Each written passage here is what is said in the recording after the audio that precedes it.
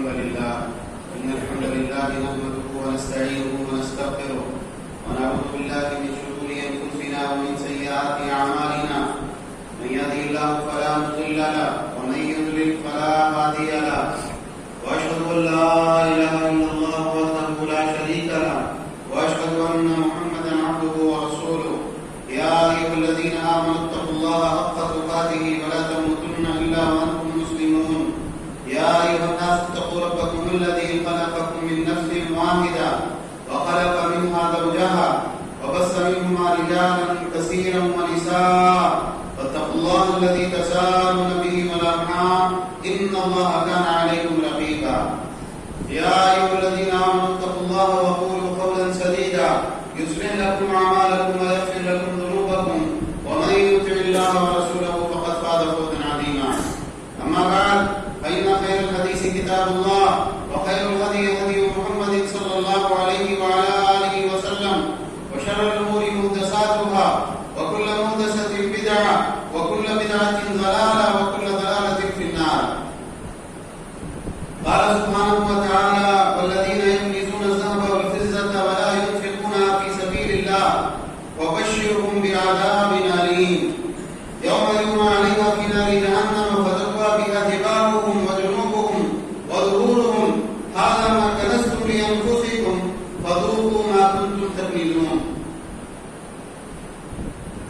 محترم حضرات اور انتہائی قابل احترام پردانشین ماں اور بہنوں، تمام تعریفیں ہر طرح کی بڑائی، کبریائی، بزرگی اللہ رب العالمین احکم الحاکمین کے لیے لائق و زیبا ہے، جو سارے جہانوں کا بنانے والا اور پالنے والا ہے، بے حد مہربان، نہایت رحم کرنے والا ہے، روز جزا کا مالک ہے، ہر طرح کا نفع، نقصان، عزت، ذلت تنہا اسی کے ہاتھ میں ہے.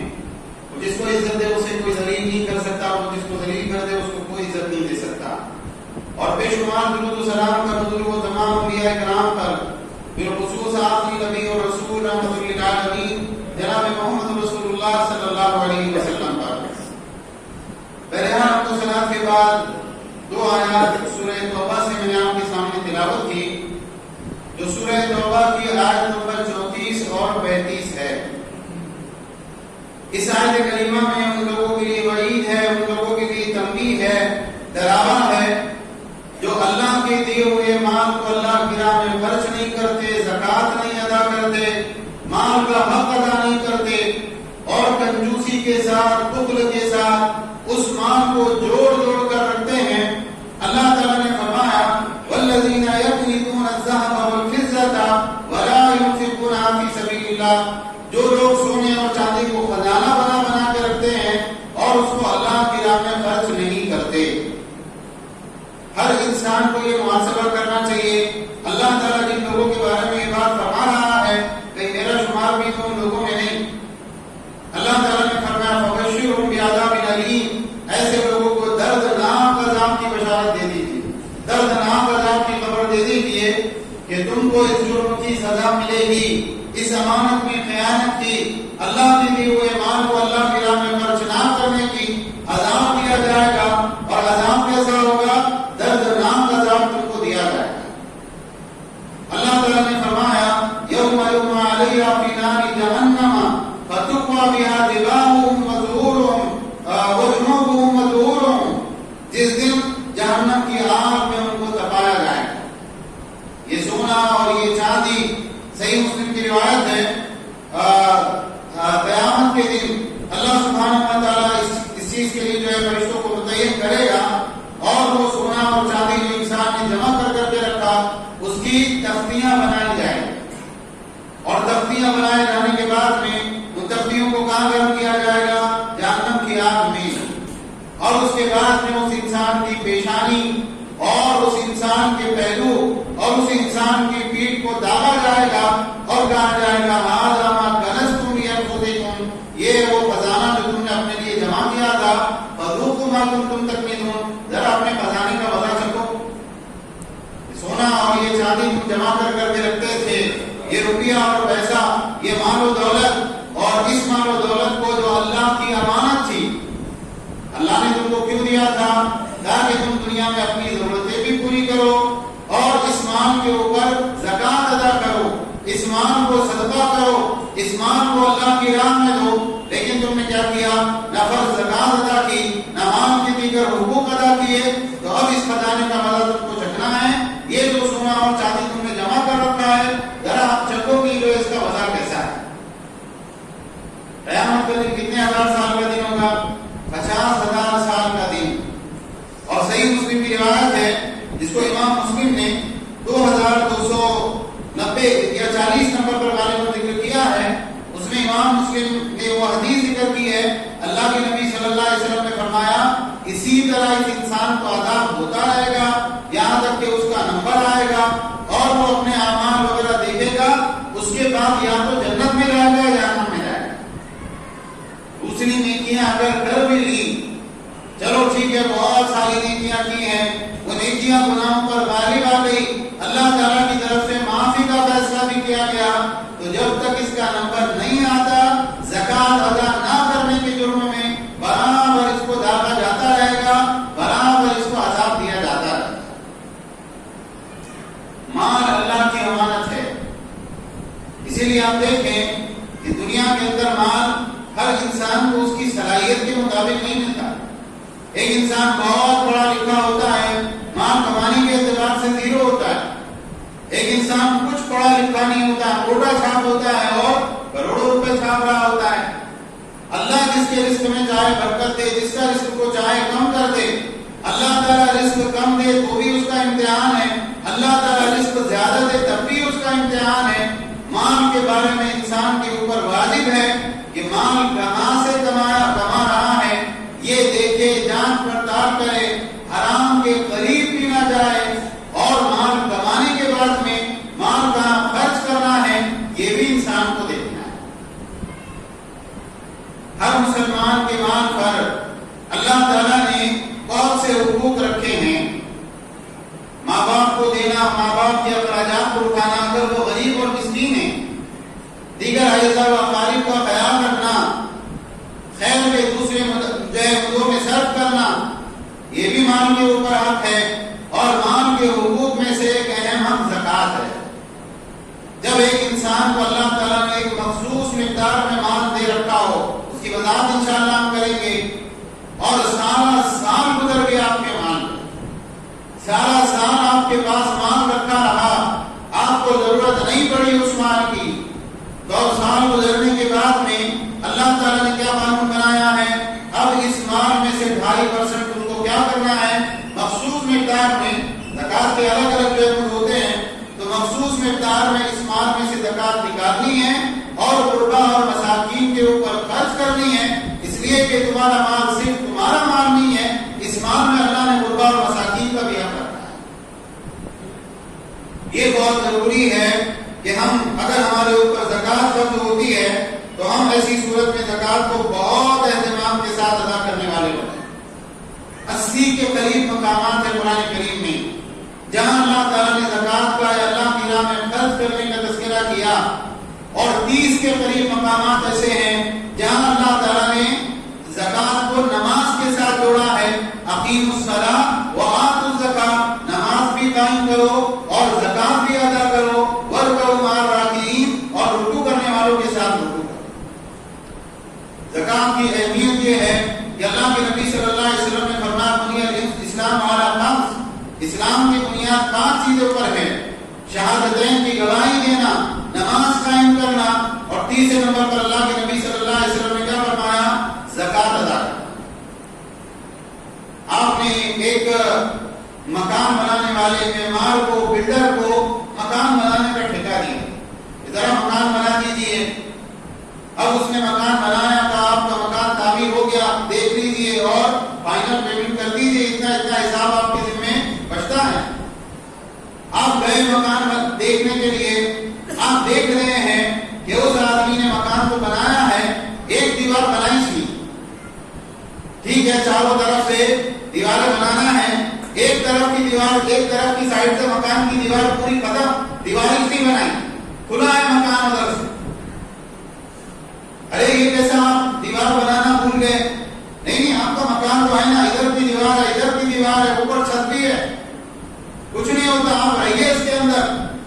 آدمی کبھی اس کو پیسہ نہیں دے گا، دیا ہوا ہوا پیسہ اس سے واپس وصول کرے گا، اس کھلے گھر کے اندر رہ کے میں کیا کروں گا؟ اس کو مکمل مکان چاہیے۔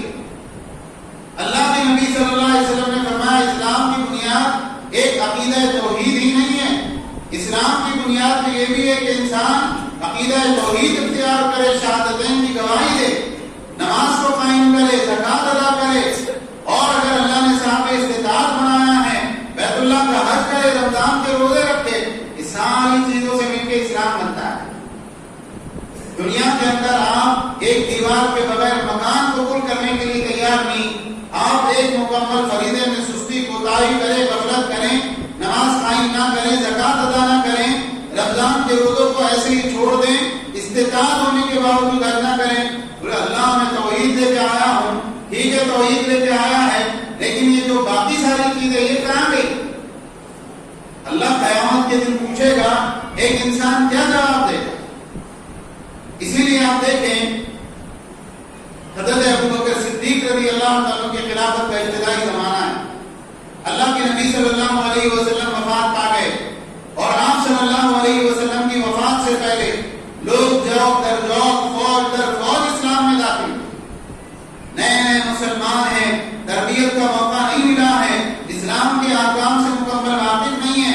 اللہ کے نبی صلی اللہ علیہ وسلم کی وفات ہو گئی، بہت سے قبائل نے زکوٰۃ دینے سے انکار کر دیا، اسلام سارا کا سارا ہمیں قبول ہے سوائے زکوٰۃ۔ ہم اللہ کی عبادت کریں گے، اللہ کے ساتھ شرک نہیں کریں گے، ہم نماز قائم کریں گے، بیت اللہ کا حج کریں گے، قرآن کی تلاوت کریں گے، اللہ کو یاد کریں گے، زکوٰۃ نہیں دینے والے، زکوٰۃ ہم کو دینا بڑا گرا گزرتا ہے، ہم اتنے مالدار لوگ نہیں، ہم زکوٰۃ نہیں دینے والے۔ ابوبکر صدیق رضی اللہ عنہ نے کیا کہا تھا؟ انہوں نے کہا تھا اَيَنْقُصُ الدِّينُ وَأَنَا حَيٌّ، کیا دین میں کمی کی جائے گی اور میں زندہ رہوں گا؟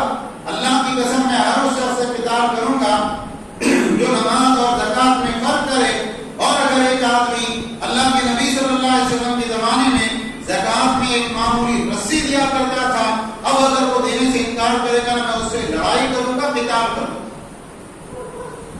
تو زکوٰۃ بہت اہم چیز ہے، اور جو قوم زکوٰۃ دینے سے رک جاتی ہے، زکوٰۃ دینے میں کوتاہی کرتی ہے، اللہ کے نبی صلی اللہ علیہ وسلم نے فرمایا اللہ بارشوں کو روک لیتا ہے، اگر ان کے جانور نہ ہو اللہ آسمان سے ایک قطرہ پانی نہ برسائے۔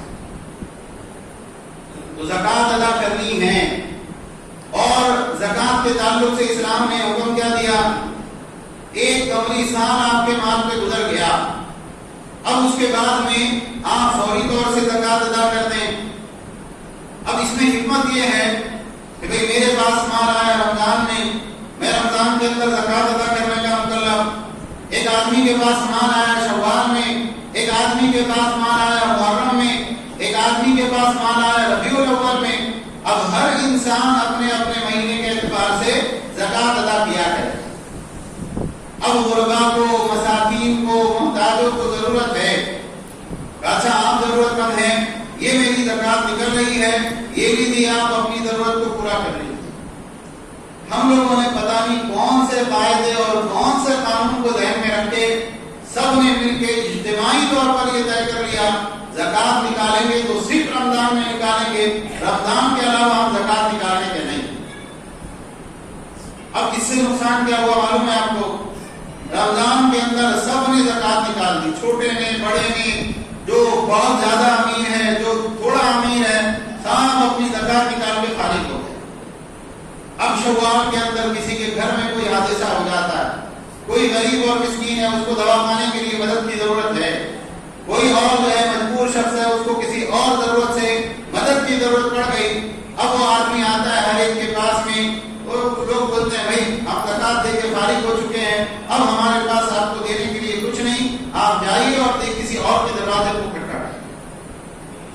تو یہ بات یاد رکھیے کہ زکوٰۃ کا رمضان سے کوئی تعلق نہیں، زکوٰۃ جب آپ کے مال پہ ایک قمری سال پورا ہو رہا ہے اس وقت میں آپ کو زکوٰۃ ادا کرنا ضروری ہے۔ زکوٰۃ کے لغوی معنی کیا ہے؟ زکوٰۃ کے لغوی معنی طہارت، اضافہ، برکت، یہ ساری چیزیں زکوٰۃ کے معنی میں ہیں۔ جب آپ زکوٰۃ ادا کرتے ہیں آپ کا مال پاک ہو جاتا ہے، جب تک آپ نے زکوٰۃ ادا نہیں کی آپ کا مال پاک نہیں ہے۔ یہ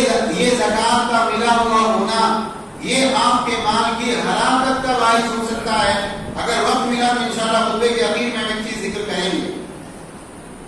اور جب آپ زکات ادا کر دیتے ہیں اب اس مال میں خوب خیر و برکت ہوگی اور یہ مال آپ کے لیے دنیا اور آخرت میں ترقی کا باعث بنے گا. زکات کی وجہ سے مال میں برکت ہوتی ہے. اس کی دلیل کیا ہے؟ اللہ تعالیٰ نے سورہ روم میں فرمایا وَمَا آتَيْتُم مِّن رِّبًا لِيَرْبُوَ فِي أَمْوَالِ النَّاسِ فَلَا يَرْبُو عِندَ اللَّهِ وَمَا آتَيْتُم مِّن زَكَاةٍ تُرِيدُونَ وَجْهَ اللَّهِ فَأُولَٰئِكَ هُمُ الْمُضِيفُونَ. جو سود پہ تم پیسہ دیتے ہو نا تاکہ لوگوں کے مال کے ساتھ اپنے مال میں بھی اضافہ ہو، یہ مال اللہ کے پاس نہیں بڑھتا. یہ مال میں جو اضافہ ترقی تم دیکھ رہے ہو بس دنیاوی حد تک ہے، اللہ کے پاس اس مال میں اضافہ نہیں. اور جو مال کی تم زکات ادا کرتے ہو اللہ کی رضامندی کے لیے، اللہ کی خوشنودی کے لیے، تو اللہ تعالیٰ نے فرمایا یہی مال ہے جس کے اندر کئی گنا اضافہ ہونے والا ہے. اس آیت کریمہ کی تفسیر میں علماء نے کہا کہ ایک تو سود ہے، ربا کا لفظ اللہ نے اس آیت کریمہ میں استعمال کیا. ایک معنی یہ ہے کسی انسان کو تحفہ دینا اس نیت سے میں ابھی اس کو تحفہ دوں گا چھوٹا، اس کے بعد میں یہ مجھ کو بڑا تحفہ دے گا، یہ جائز نہیں. شادی کے اندر ہم کسی کو تحفہ دیتے ہیں، گھر میں شادی تھی، بھانجی کی، بھتیجی کی، اور آپ نے اس کو واشنگ مشین دی، فریج دیا. اب اس کے بعد میں آپ کے گھر میں شادی نکلی، آپ لسٹ نکال کے چیک کرتے ہیں ہمیں کیا دیا تھا، فریج دیا تھا، انہوں نے کیا دیا، ارے انہوں نے مکسر دیا، اتنے کم کے اندر یہ نپٹ گئے، نہیں ان کا تحفہ نہیں چاہیے، واپس کرو ان کو، ہم نے ہم کو فریج دیا تھا، ان کو بھی ہم کو فریج دینا چاہیے. ہم نے فلاں موقع پہ اس کو 10,000 دیے تھے، اس نے کیسے 5,000 دی، اس کو ہم کو 10,000 15,000 دینا چاہیے. تو یہ جو ادلے بدلے کے تحائف ہوتے ہیں یہ بھی منع ہے اسلام کے اندر. آپ کسی کو تحفہ دے رہے ہیں آپ اللہ کو راضی کرنے کی نیت سے دیجئے، باقی وہ تحفے کے جواب میں دے نہ دے، زندگی بھر آپ کو نہ دے، آپ کو اس کا اجر اور بدلہ اللہ سے لینا ہے، اس سے نہیں لینا ہے. تو اللہ نے کہا زکات کی وجہ سے کیا ہوتا ہے، انسان کا مال بڑھتا ہے، مال میں اضافہ ہوتا ہے، دنیا کے اندر بھی بڑھتا ہے، اور آخرت کے اندر جب انسان جائے گا بعض مرتبہ حلال مال سے ایک کھجور کے برابر صدقہ کیا ہوگا اور پہاڑ کے برابر ثواب اللہ کے پاس پائے گا. زکات کا نصاب کیا ہے؟ میں بہت اختصار کے ساتھ بہت بڑی تیزی کے ساتھ گزر رہا ہوں. زکات کا نصاب ہے سونا، اگر 20 مسقال سونا آپ کے پاس میں ہے، 85 گرام سونا، 85 گرام، اگر اتنا سونا ہے یا اس سے زیادہ سونا ہے، گولڈ ہے، تو ایسی صورت میں آپ کو اس کی قیمت لگانی ہے. اگر آپ اس سونے کو آج بازار میں بیچنے کے لیے جاتے ہیں تو یہ سونا کتنے پیسے میں ملے گا؟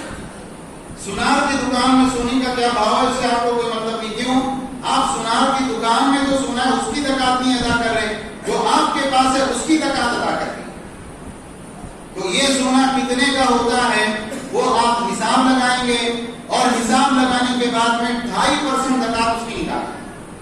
2.5% مطلب 100 روپے پہ 2.5 روپے، 1 لاکھ روپے کے اوپر 2,500 روپے. اللہ کی رحمت ہے، آپ اگر غور کریں ایک انسان کے اوپر 1 لاکھ روپے، اس کے اوپر دوسرے ٹیکسز کتنے لگتے ذرا حساب کریے. 1 سال تک تو شریعت اس کو بول ہی نہیں رہی کہ بھائی اس میں سے کچھ خرچ کرنا ہے. 1 سال پورا گزر گیا، اب 1 سال گزرنے کے بعد میں اس کو کتنا کہا جا رہا، 1 لاکھ روپے میں سے 2,500 روپے تو خرچ کر اللہ کی راہ میں، غربا اور مساکین کے لیے، اور اس کے بعد میں تیرے پاس میں کتنا بچتا ہے ذرا حساب لگائیے. اس میں بھی انسان کنجوسی کرے تو اس سے بڑا فقیر آدمی اور کون ہے؟ ایک انسان بازار سے تربوز لے کے آیا، اور تربوز لینے کے بعد میں وہ تربوز کھا رہا ہے، پہلے اندر کا گودا کھا لیا، اس کے بیجے کھا لیا، اس کے بعد چھلکے کو اٹھا کے کھایا. ارے عجیب آدمی ہے، آپ چھلکے کھا رہے، کچھ کو بکری کے لیے چھوڑے. نہیں بہت مہنگا تربوز لایا، 50 روپے کا لایا، تو اگر یہ اتنا موٹا چھلکا میں چھوڑ دوں گا تو میرا 20 روپے کا تو نقصان ہو گیا. تو جیسے آپ تربوز کا چھلکا چھوڑ دیتے ہیں اس لیے کہ وہ جانور کا حق ہے، ایسی زکات کے اندر سے جو آپ کے پاس 2,500 روپے میں 1 لاکھ روپے میں وہ آپ کے تھے ہی نہیں، کبھی وہ اللہ نے رکھے تھے آپ کے مال میں دوسرے کے لیے. چاندی کا معاملہ یہ ہے کہ چاندی اگر آپ کے پاس میں 200 درہم 595 ग्राम चांदी आपके पास में है, तो आपको उसकी ज़कात देनी है। और उलमा के मुहताज कौल के मुताबिक अगर इतनी रकम भी है आपके पास में जिसमें चांदी का निसाब होता है, तो ऐसी सूरत में उसकी भी ज़कात आपको देनी है। अंदाजा ने 40,000 के आसपास पकड़ लीजिए, बाकी फिर जो है आप तहकीक कर सकते हैं। तो ज़कात देना बहुत जरूरी है।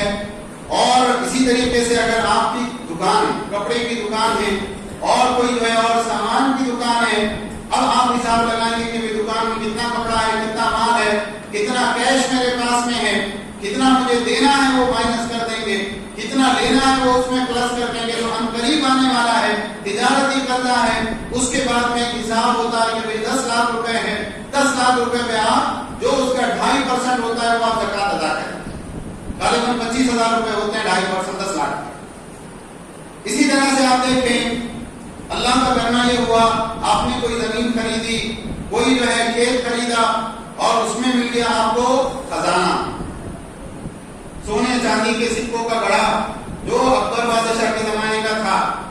तो ऐसी सूरत में उसके ऊपर क्या करना है, उसके ऊपर आपको दफीने के ऊपर 5वां हिस्सा फौरन अदा करना है अल्लाह की राह में गुरबा और मसाकीन के लिए। उसके बाद में बाकी माल को आप इस्तेमाल कर सकते हैं।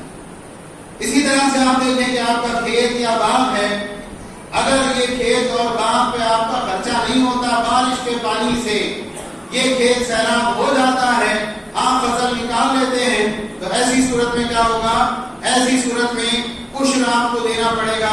1000 किलो अनाज आपके खेत में आया, उसका 10वां हिस्सा यानी 100 किलो अल्लाह की राह में आपको खर्च करना। और आपका खर्चा लगा, आपने पानी की मोटर चलाई, आपने जो है और दूसरी चीजें उसमें सर्व की, तो ऐसी सूरत में उसका जो है 10वें हिस्से की बजाय निस्फ उश्र 20वां हिस्सा उसका आपको अल्लाह की राह में देना है। यानी 1000 किलो अगर आपको अनाज हो रहा है, उसमें से 50 किलो आपको अल्लाह की राह में देना है। ज़कात किनको देना चाहिए? अल्लाह ताला ने ज़कात की तकसीम के लिए मसाइल खुद बयान किए हैं। किसी आलिम के ऊपर, किसी मुफ्ती के ऊपर अल्लाह ने इन मसाइल को नहीं छोड़ा। अल्लाह ने कहा खुद बयान करेंगे तुमको किसको ज़कात देना है। सूरह तौबा आयत नंबर 60 में अल्लाह ताला ने कहा इन्नमा सदक़ातु लिल-फुक़राइ वल मसाकीन। ज़कात के हकदार कौन है? फकीर और मिस्कीन हैं। फकीर कौन होता है?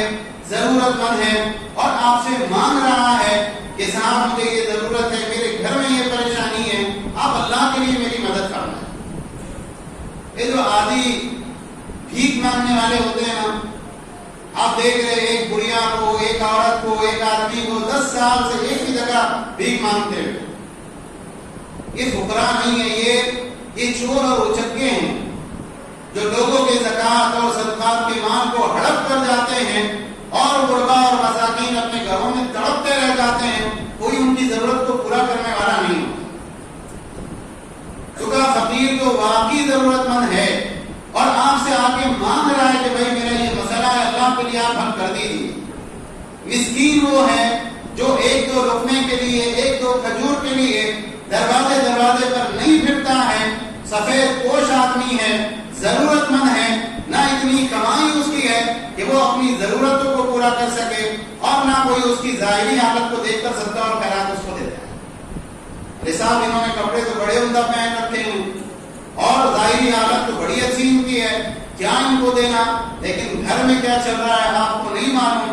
अल्लाह के नबी सल्लल्लाहु अलैहि वसल्लम की बात हदीस से बात मालूम होती है, ऐसे इंसान को देने का सवाब ज्यादा है। इसलिए कि फकीर तो इधर उधर जाके इससे उससे बात करके ले लेगा, लेकिन ये मिस्कीन ऐसा होता है कि इसकी जरूरत पूरी आम तौर से नहीं हो पाती, इसको देना है। वल-आमिलीन अलैहा, वो लोग जो ज़कात को कलेक्ट करते हैं और उसके बाद में गुरबा और मसाकीन तक पहुंचाते हैं, जो लोग इस काम के ऊपर मामूर होते हैं, अगरचे वो मालदार हो, उनकी तनख्वाह ज़कात की रकम में से दी जा सकती है। वल-मुअल्लफ़ति क़ुलूबुहुम, तालीफ़े क़ल्ब के लिए एक नॉन मुस्लिम है लेकिन मुसलमानों के बड़े काम आता है, मुसलमानों को सपोर्ट करता है, मुसलमानों को जो है मुसीबतों से बचाता है, ऐसे आदमी पे माल खर्च किया जा सकता है। या नया नया मुसलमान है, जरूरतमंद है, तो ऐसे नए नए मुसलमान को उसकी तारीफ क़ल्ब के लिए आप दे सकते हैं। اسی طرح سے وفد رقاب گردنیں چھڑانے میں، کوئی آدمی قید میں ہے، اس قید سے اس کو آزادی دلانے کے لیے زکوٰۃ کی رقم خرچ کی جا سکتی ہے۔ والغارمین، اور جو انسان کسی وجہ سے بڑا مقروض ہو گیا، اس مقروض انسان کو اس کا قرضہ ادا کرنے کے لیے آپ زکوٰۃ کی رقم دے سکتے ہیں۔ یہ ایسی مدعا جس میں عام طور سے لوگ اس کو نہیں سمجھتے۔ آدمی بولے بھائی میرا کاروبار تھا، میں نے قرض لیا تھا لیکن کاروبار چوپٹ ہو گیا، قرض واپس کرنے کے لیے پیسے نہیں ہیں، لیا کیوں تھا، کیا ضرورت تھی لینے کی؟ تو اللہ نے یہ مد رکھی ہے کہ اگر کسی کے اوپر قرضہ ہو گیا بہت زیادہ، بدماش آدمی نہیں ہے، شریف آدمی ہے، کسی وجہ سے بیچارہ حالات کے چکر میں آ گیا، زکوٰۃ کی رقم سے اس کا قرضہ ادا کرو، قرضے سے اس کی جان چھوڑو۔ وفی سبیل اللہ، اور اللہ کی راہ میں اللہ تعالیٰ کے دین کی نشر و اشاعت کے لیے، اسلام کی سربلندی کے لیے آپ زکوٰۃ کی رقم خرچ کر سکتے ہیں۔ وابن السبیل، اور مسافر کو زکوٰۃ کی رقم دی جا سکتی ہے، اگرچہ وہ اپنے وطن میں مالدار ہو، آ گیا ضرورت مند، ٹکٹ گم ہو گیا، کوئی حادثہ ہو گیا، آپ زکوٰۃ کی رقم میں سے اس کو مدد کر سکتے ہیں۔ تو اللہ تعالیٰ نے کہا فریضۃ من اللہ، یہ اللہ کی طرف سے فرض ہے، اللہ علیم حکیم، اور اللہ تعالیٰ علم والا اور حکمت والا ہے۔ کن کو آپ زکوٰۃ کی رقم نہیں دے سکتے؟ عام کافروں کو آپ زکوٰۃ کی رقم نہیں دے سکتے، کیوں؟ اللہ کے نبی صلی اللہ علیہ وسلم کی حدیث ہے زکوٰۃ کا مال مسلمانوں سے وصول کیا جائے گا اور مسلمانوں کے غربا پر ہی تقسیم کیا جائے گا۔ اللہ کے نبی صلی اللہ علیہ وسلم کے اہل خانہ کو، آپ کی آل و اولاد کو آپ زکوٰۃ نہیں دے سکتے، لیکن شرط یہ ہے کہ ان کو خود معلوم ہونا چاہیے کہ اللہ کے نبی کے خاندان سے۔ صرف سید سرنیم ہونا اس بات کی ضمانت نہیں ہے۔ اس اعتبار سے اگر ایک آدمی کہہ رہا میں اللہ کے نبی کے خاندان سے ہوں، آپ اس کو زکوٰۃ نہیں دے سکتے، لیکن اگر صرف سید سرنیم ہے آپ اس کو زکوٰۃ دے سکتے۔ اسی طرح سے مالدار یا وہ آدمی جس کے پاس اپنی ضرورت کو پورا کرنے کا کوئی ذریعہ ہے، اس کو آپ زکوٰۃ نہیں دے سکتے۔ اسی طرح سے آپ دیکھیں اصول اور فروع، جہاں سے آپ آئے ہیں اور جو آپ سے آئے ہیں، ان کو آپ زکوٰۃ نہیں دے سکتے۔ ماں باپ، نانا نانی، دادا دادی، اوپر تک چلے جائیے آپ، پر دادا، یا نیچے تک آپ آ جائیے، بیٹا بیٹی، پوتا پوتی، نواسا نواسی، ان کو آپ زکوٰۃ نہیں دے سکتے۔ سائڈ میں جو رشتہ دار ہیں ان کو زکوٰۃ دی جا سکتی ہے، جن کا خرچ آپ کے ذمہ ہے اس کو آپ زکوٰۃ نہیں دے سکتے۔ شوہر بیوی کو زکوٰۃ نہیں دے سکتا، لیکن بیوی اگر شوہر ضرورت مند ہے اس کو زکوٰۃ دے سکتی ہے، بلکہ اس کو دوسروں کو دینے کی بجائے اپنے شوہر ہی کو دینا چاہیے۔ اللہ کے نبی صلی اللہ علیہ وسلم کے زمانے میں ایسا واقعہ ہوتا تھا کہ بیوی بہت مالدار، شوہر اتنا فقیر اور محتاج کہ وہ زکوٰۃ کا مستحق ہے، کیونکہ بیوی اور شوہر کی ملکیت الگ الگ ہوتی ہے۔ بیوی کا جو مال ہے وہ شوہر کا نہیں ہے، اور شوہر کا جو مال ہے وہ بھی بیوی کا نہیں ہے۔ اسی طرح سے آپ دیکھیں بدعتی، فاسق، نماز کا تارک، اللہ کا باغی اور نافرمان، زکوٰۃ دو ذرا ہمارے کو، یہ کر لیتے ہم، فلاں جو اپنی ضرورت پوری کر لیتے، پہلے وہ اس کا حقدار ہے کہ وہ توبہ کرے۔ جب دوسرے دیندار مستحق افراد موجود ہے، ہم اللہ کے باغی اور اللہ کے نافرمان کو کیوں زکوٰۃ دیں؟ اسی طرح سے آپ دیکھیں آپ کی جو ذاتی ضروریات کا سامان ہے، آپ کی گھر، آپ کی گاڑی، آپ کا موبائل فون، اس کے اوپر زکوٰۃ فرض نہیں ہوتی، لیکن اللہ نے کسی کو نماز رکھا ہے، اس کو نفلی صدقات دے کر اللہ کا شکر ادا کرنا چاہیے۔ آخری بات ہے انشاءاللہ، اس کے بعد میں اپنی بات ختم کروں گا۔ دیکھیے شریعت میں اللہ اس کے رسول نے، اللہ تعالیٰ نے ایک بیلنس رکھا ہے۔ ایک غریب آدمی ہے جو ضرورت مند ہے، اسلام میں اس کو ترغیب کیا دی گئی؟ دیکھ تو کسی کے سامنے ہاتھ مت پھیلا، دیکھ تو کیا کر سکتا ہے، کیسے کما سکتا ہے، جا بازار جا، لکڑیاں بیچ، معمولی سی مزدوری کر، لیکن کسی کے سامنے ہاتھ پھیلانے کی ذلت مت کرنا۔ اللہ کے نبی صلی اللہ علیہ وسلم نے فرمایا جو آدمی بغیر ضرورت مانگتا ہے وہ آگ کے انگارے مانگ رہا ہے، جس کو چاہیے زیادہ مانگ لے، جس کو چاہے کم مانگ۔ حکیم ابن حزام رضی اللہ عنہ ایک صحابی ہے، یہ اللہ کے نبی صلی اللہ علیہ وسلم کے پاس ہے، اللہ کے نبی کچھ مال دیجیے، آپ نے دیا، پھر آئے اللہ کے نبی کچھ مال دیجیے، آپ نے دیا، پھر آئے اللہ کے نبی کچھ مال دیجیے، اللہ کے نبی صلی اللہ علیہ وسلم نے دیا، اور ان کو محبت سے اپنے پاس میں بٹھایا۔ کہا حکیم یہ مال جو ہے نا یہ دکھنے میں بڑا سرسبز، کھانے میں بڑا میٹھا لگتا ہے، بہت مزہ آتا ہے مال میں، لیکن یاد رکھنا جو اس مال کو اشراف نفس سے اپنے نفس کی سخاوت کے ساتھ دیتا ہے اللہ تعالیٰ اس کو اس مال میں برکت دیتا ہے، اور جو اس مال کو حرص، طمع اور لالچ کے ساتھ دیتا ہے اس کے مال میں برکت نہیں ہوتی۔ اس کی مثال ایسی ہے کہ کوئی آدمی کھاتا رہے لیکن اس کا پیٹ ہی نہ بھرے۔ اور کہاں یاد رکھنا اوپر کا ہاتھ نیچے کے ہاتھ سے بہتر ہے، دینے والا ہاتھ اوپر کے ہاتھ سے، دینے والا ہاتھ نیچے کے ہاتھ سے، مانگنے والے ہاتھ سے بہتر ہے۔ اللہ کے نبی صلی اللہ علیہ وسلم نے محبت سے ان کی عزت نفس کا خیال رکھتے ہوئے ایسے پیارے انداز میں ان کو سمجھایا کہ اللہ کے نبی جس ذات نے آپ کو نبی بنا کے بھیجا ہے، اللہ کی قسم آج کے بعد میں کسی سے مانگنے والا۔ اس کے بعد کیا ہوا؟ حضرت ابو بکر رضی اللہ عنہ کا دور خلافت آیا، کہا حکیم بیت المال میں تمہارا حصہ نکل رہا ہے، آؤ لے کے جاؤ۔ کہا مجھے کوئی حصہ نہیں چاہیے، مجھے کسی سے مال نہیں لینا۔ حضرت عمر کا زمانہ آیا، کہا حکیم بیت المال میں تمہارا حصہ ہے، آؤ لے کے جاؤ، نہیں چاہیے مال۔ تو حضرت عمر رضی اللہ عنہ نے گواہ بنائے کہ گواہ رہیے میں ان کو ان کا مال دے رہا ہوں، یہ لینے کے لیے تیار نہیں۔ انتقال تک کسی کے سامنے ہاتھ نہیں پھیلایا، اپنا حق بھی وصول نہیں کیا۔ تو اللہ کے نبی صلی اللہ علیہ وسلم نے ضرورت مند کو یہ تعلیم دی، اور دینے والے کے بارے میں کیا کہا؟ دے دے، ظاہری طور پر تجھ کو نظر آ رہا ہے کہ بھئی یہ غریب ہے، مسکین ہے، بہت زیادہ چھلنی سے مت چھان اس کو۔ اگر ضرورت مند نظر آ رہا ہے دے دے، اور اگر نہیں دے گا تیرے ساتھ کیا ہوگا اللہ نے قرآن میں بیان۔ سورہ قلم اٹھا کے آپ پڑھیے، پرانے زمانے میں ایک بڑے میاں تھے، جب باغ کے اندر پھلوں کے توڑنے کا موسم آتا، کھیت کی کٹائی کا موسم آتا، بڑے میاں صاحب فقیروں سے کہتے آجا نا فلاں دن اپنے باغ میں توڑائی ہے۔ سارے فقیر جمع ہو جاتے، بڑے میاں اس کو اٹھا کے اتنا دیا، اس کو اٹھا کے اتنا دیا۔ اب جوان بیٹے دل کے اندر ٹوٹتے رہتے، ابا کیا کر رہے؟ صاحب اٹھا کے غریبوں کو دے دے رہے۔ باپ کا انتقال ہو گیا، بیٹے وارث بن گئے، تو آپس میں مشورہ کیا چپکے سے جائیں گے، کسی کو خبر نہیں ہونا چاہیے، صاحب معاملات برابر کر دیں گے اس سے پہلے کہ لوگ پہنچے۔ یہ مشورہ کر رہے تھے، رات میں اللہ تعالیٰ کی طرف سے ایک بگولا آیا، اور بگولا آنے کے بعد میں اس باغ کو جلا کے مکمل خاک کر دیا۔ صبح صبح بھائی صاحب اٹھے رہے، جلدی چلو پہنچنا ہے ورنہ سب غریب مسکین آ جائیں گے۔ جب اس باغ کے اوپر پہنچے تو کوئی ہرا بھرا باغ نہیں، جلا ہوا بالکل کالی سیاہ زمین، وہاں پر ایک خطہ ہے، وہاں دیکھ کے حیران رہ گئے، ہم صحیح جگہ آئے کیا ہم راستہ بھٹک؟